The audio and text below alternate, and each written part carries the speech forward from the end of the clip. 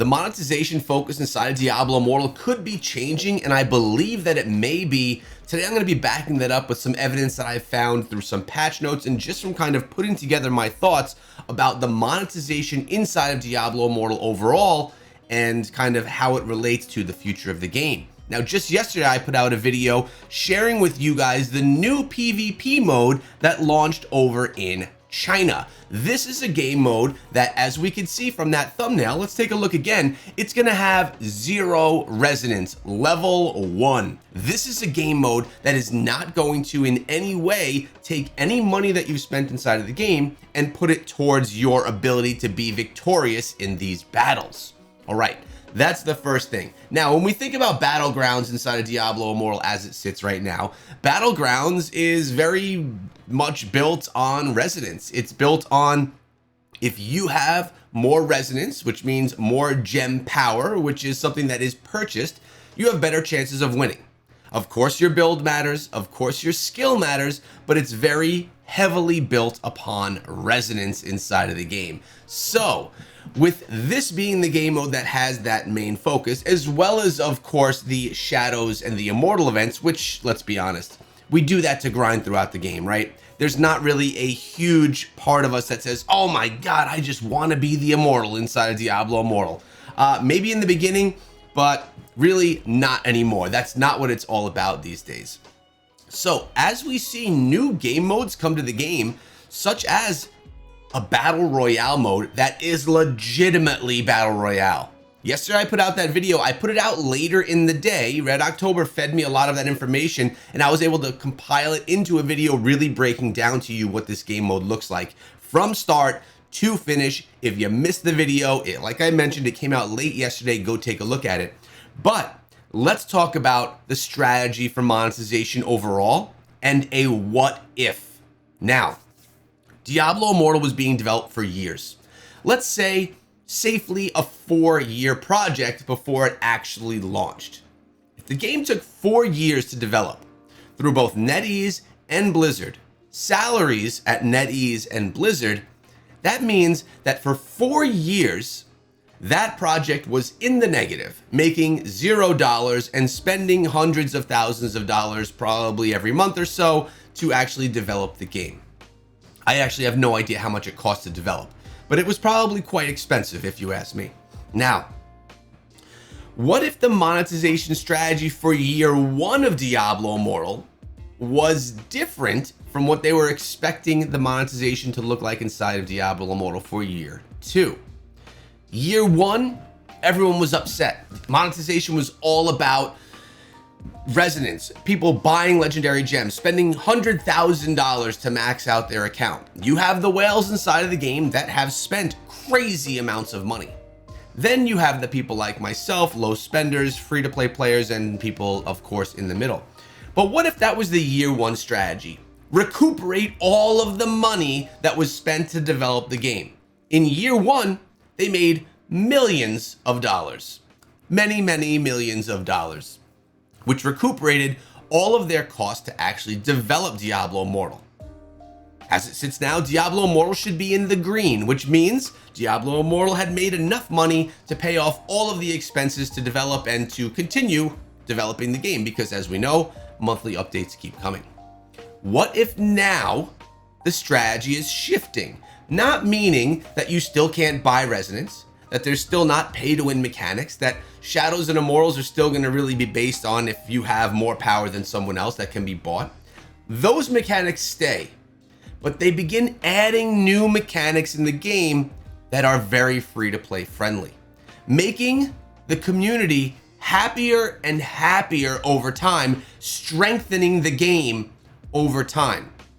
What this would mean is, when Diablo Immortal launched and everyone was smacked in the face with this monetization, that would have been the worst state of the game.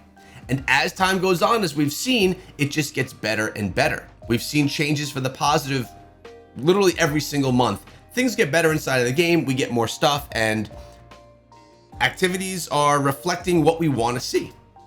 Now, with the new Battle Royale mode, this is PvP that is absolutely free-to-play player friendly, just like PUBG Mobile. I mean, they actually reference chicken in the patch notes. It was crazy for me to see that the patch notes were talking about chicken. It took me a few minutes there to even realize what they were talking about. But if we take a look and go dive into what some of these notes look like, I mean, all of this stuff, everything that we talked about in yesterday's video, it's absolutely free, which means the model is changing from something that was to win in PvP, you need to pay, to win in PvP, you need to be good. Not saying that the people that were paying were not good, because I don't think that that correlates. I think that some of the biggest whales are still very good players, but they have the advantage because of their wallet. Here, they're not going to have that. And what if now Blizzard is more going to rely, not solely, but what if they will more rely on Battle Pass purchases, the enhanced Battle Pass purchases? Because if we recall, the Battle Pass has changed, right? Let me take you over there for a second. If we take a look here, the Battle Pass, well, that changed from being a, actually, let me go to the shop really quickly. That's a better place to show it to you. If we go over to the shop, the Battle Pass used to be the $5 option, right? Now you have, actually there was always another option, but now you have the option to spend $14.99 and to get a larger bundle, more stuff, as well as these Battle Archive coins. What if they started relying on more Battle Pass, more Boon of Plenty, more Prodigy's Path, and more cosmetic focused purchases? And they focus less on having to pay for gem resonance and things of that nature. Now, not saying that people won't pay for resonance and new whales won't come into the game, but if there are more game modes that are free to play, player friendly, the need to pay for resonance is a lot less.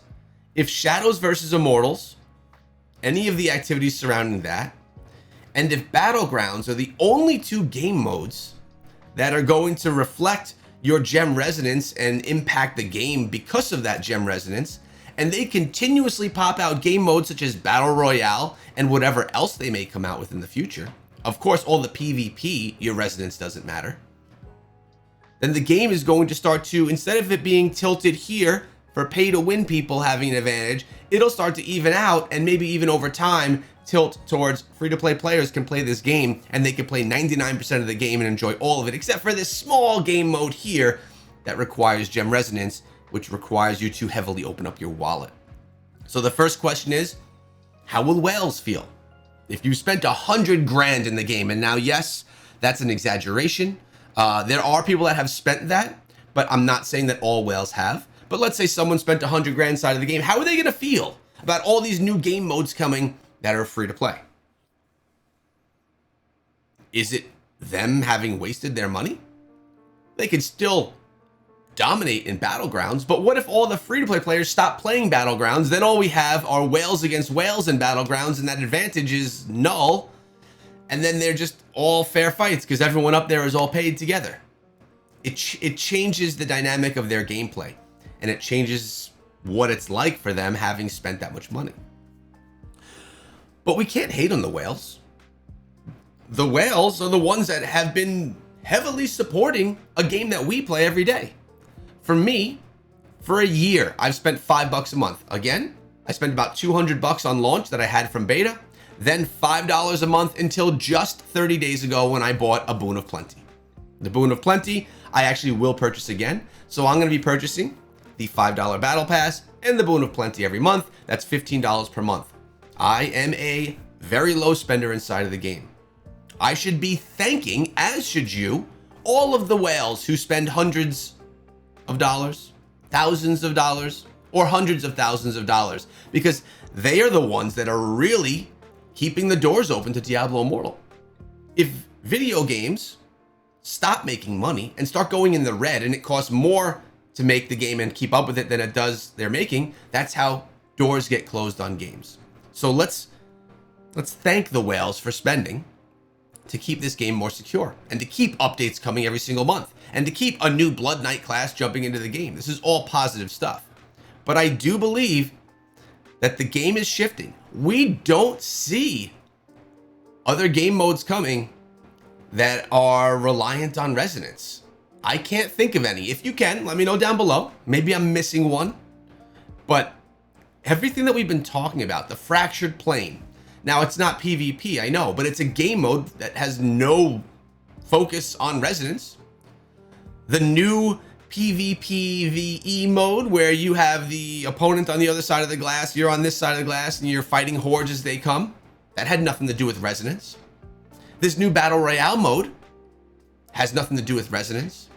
So it seems like the shift is happening, which is a very good thing for the game.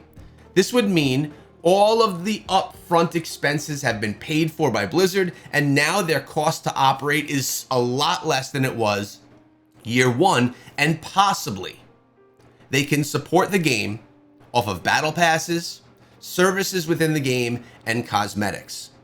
With this being said, if that's how things begin to go, I think the game is going to thrive. I think people that like action RPGs are going to come back to the game because there's so much that they can do inside of it for free. And I think that I'm not going to care as much about $170 skins. If a skin costs 170 bucks and that's how the game is really monetized at that point in time, more power to it. Then I don't really care. I don't have to buy the skin if I don't want to. I would still like to see cross-class cosmetics though inside of the game, but you get where I'm going. What do you think about this? I'd love to hear your thoughts below, because this is me kind of theory crafting a what if situation. It's not set in stone. This was not put in any article by Blizzard about their monetization strategy for the game. This is my thought. I'm very happy with what I'm seeing inside of Diablo Immortal. I'm happy to see that more and more things are coming for free-to-play players. Not that we can't participate in the big boy stuff, in the whale activities, but it's hard to be successful there. Just happy to see that things that we can excel in are coming, are here. Let's cross our fingers that the Battle Royale mode actually does come to us over here in the US. I believe it will. And again, if you missed that video, go check it out. It's on the main page of the channel. Also, Barbarian, back from Blood Knight. I'm starting to miss the Necro. I'll see you guys tomorrow.